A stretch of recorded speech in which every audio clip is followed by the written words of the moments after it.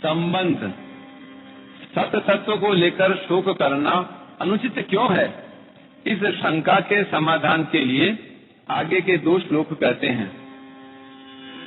न त्वेवाहं जातो नासं न त्वां नेमे जनाधिपः न चैव न भविष्यामः सर्वे वयमतः परम्। 12वां श्लोक। किसी काल में मैं नहीं था और तू नहीं था तथा ये राजा लोग नहीं थे, यह बात भी नहीं है। और इसके बाद मैं, तू और राजा लोग ये सभी नहीं रहेंगे, यह बात भी नहीं है। व्याख्या। मात्र संसार में 2 ही वस्तुएं हैं, शरीरी और शरीर, अर्थात सत और असत। ये दोनों ही अशोच्य हैं, अर्थात शोक न शरीरी को लेकर हो सकता है, अर्थात शोक न शरीर में रहने वाले को लेकर हो सकता है और न शरीर को लेकर ही हो सकता है। कारण कि शरीरी का कभी अभाव होता ही नहीं और शरीर कभी रह सकता ही नहीं। इन दोनों के लिए पूर्व श्लोक में जो अशोच्यान पद आया है उसकी व्याख्या अब शरीर की नित्यता और शरीर की अनित्यता के रूप में करते हैं।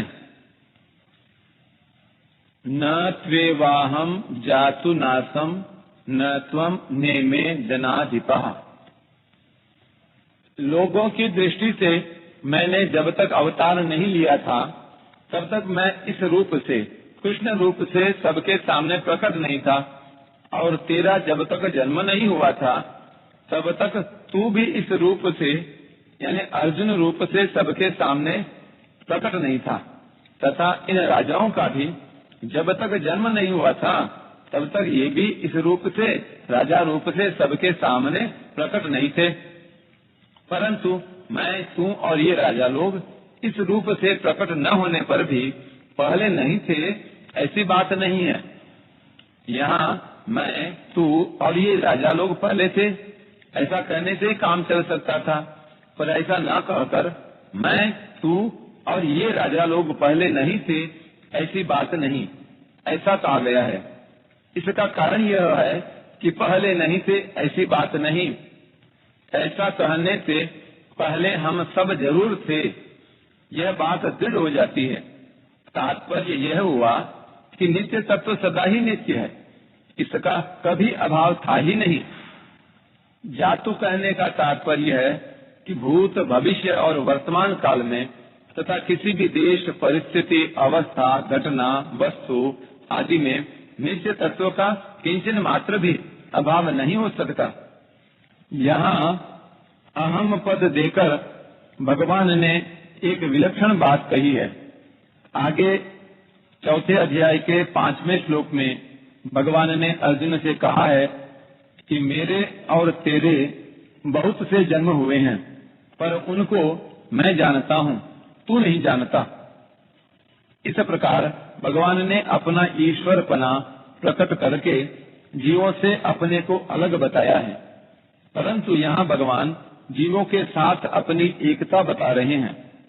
इसका तात्पर्य है कि वहाँ 4 अध्याय के 5वें श्लोक में भगवान का आशय अपनी महत्ता, विशेषता प्रकट करने में है, और यहाँ भगवान का आशय तात्विक दृष्टि से नित्य तत्व को जनाने में है। न चैव न भविष्यामः सर्वे वयमतः परम। भविष्य में शरीरों की ये अवस्थाएं नहीं रहेंगी और एक दिन ये शरीर भी नहीं रहेंगे, परंतु ऐसी अवस्था में भी हम सब नहीं रहेंगे, यह बात नहीं है। अर्थात हम सब जरूर रहेंगे, कारण कि नित्य तत्व का कभी अभाव था नहीं और होगा भी नहीं। मैं, तू और राजा लोग हम सभी पहले नहीं थे, यह बात भी नहीं है, और आगे नहीं रहेंगे, यह बात भी नहीं है। इस प्रकार भूत और भविष्य की बात तो भगवान ने कह दी, पर वर्तमान की बात भगवान ने नहीं कही। इसका कारण यह है कि शरीरों की दृष्टि से तो हम सब वर्तमान में प्रत्यक्ष ही हैं, इसमें कोई संदेह नहीं है। इसलिए हम सब अभी नहीं हैं, यह बात नहीं है, ऐसा कहने की जरूरत नहीं है। अगर तात्विक दृष्टि से देखा जाए तो हम सभी वर्तमान में हैं और ये शरीर प्रतिक्षण बदल रहे हैं। इस तरह शरीरों से अलगाव का अनुभव हमें वर्तमान में ही कर लेना चाहिए। तात्पर्य है कि जैसे भूत और भविष्य में अपनी सत्ता का अभाव नहीं है, ऐसे ही वर्तमान में भी अपनी सत्ता का अभाव नहीं है, इसका अनुभव करना चाहिए। जैसे प्रत्येक प्राणी को नींद खुलने से पहले भी यह अनुभव रहता है कि अभी हम हैं, और नींद खुलने पर भी यह अनुभव रहता है कि अभी हम हैं, तो नींद की अवस्था में भी हम वैसे के वैसे ही थे, केवल बाह्य जानने की सामग्री का अभाव था, हमारा अभाव नहीं था। ऐसे ही मैं, तू और राजा लोग, हम सबके शरीर पहले भी नहीं थे और बाद में भी नहीं रहेंगे, तथा अभी भी शरीर प्रतिक्षण नाश की ओर जा रहे हैं। परंतु हमारी सत्ता पहले भी थी, पीछे भी रहेगी और अभी भी वैसी की वैसी ही है। हमारी सत्ता कालातीत तत्व है, क्योंकि हम उस काल के भी ज्ञाता हैं, अर्थात भूत, भविष्य और वर्तमान, ये तीनों काल हमारे जानने में आते हैं। उस कालातीत तत्व को समझाने के लिए ही भगवान ने यह श्लोक कहा है। विशेष बात, मैं, तू और राजा लोग पहले नहीं थे, यह बात नहीं, और आगे नहीं रहेंगे, यह बात भी नहीं। ऐसा कहने का तात्पर्य है कि जब ये शरीर नहीं थे तब भी हम सब थे, और जब ये शरीर नहीं रहेंगे तब भी हम रहेंगे। अर्थात ये सब शरीर तो हैं नाशवान और हम सब हैं अविनाशी। ये शरीर पहले नहीं थे और आगे नहीं रहेंगे, इससे शरीरों की अनित्यता सिद्ध हुई, और हम सब पहले थे और आगे रहेंगे, इससे सबके स्वरूप की नित्यता सिद्ध हुई।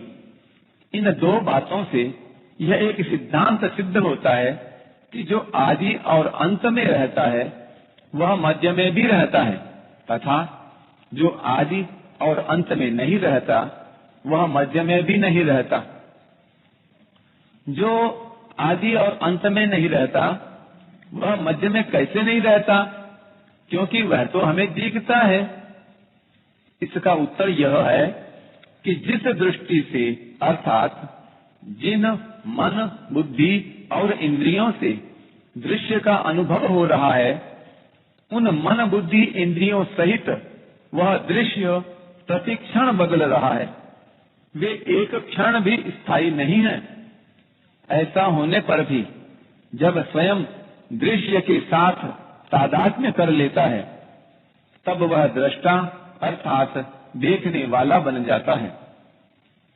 जब देखने के साधन मन, बुद्धि, इंद्रियां और दृश्य मन, बुद्धि, इंद्रियों के विषय ये सभी एक क्षण भी स्थायी नहीं है, तो देखने वाला स्थायी कैसे सिद्ध होगा? तात्पर्य है कि देखने वाले की संज्ञा तो दृश्य और दर्शन के संबंध से ही है।